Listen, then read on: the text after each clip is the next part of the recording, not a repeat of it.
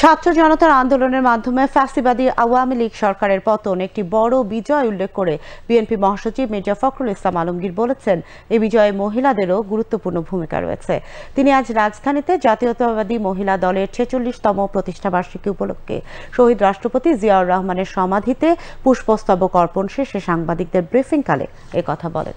এ সময় বিএনপি স্থায়ী কমিটির সদস্য সেলিমা রহমান, ডাক্তার জাহিদ হোসেন ও মহিলা দলের সভাপতি আফরোজ আব্বাস সহ মহিলা দলের নেতৃবৃন্দ উপস্থিত ছিলেন। নারীর ক্ষমতায়ন সহ নারী সমাজের উন্নয়নে মহিলা দল গুরুত্বপূর্ণ অবদান রাখবে বলে আশাবাদ ব্যক্ত করেন বিএনপি মহাসচিব। আজকে প্রায় দীর্ঘ 16 বছর ফ্যাসিবাদী আওয়ামী শাসনের হাত থেকে ছাত্র জনতার আন্দোলন মাধ্যমে আজকে দেশ মুক্ত হয়েছে। এই বিপ্লবে, এই আন্দোলনে, এই সংগ্রামে দেশের অসংখ্য মানুষ, ছাত্র জনতা, এমনকি মহিলারা পর্যন্ত প্রাণ দিয়েছেন, শিশুরা প্রাণ দিয়েছেন।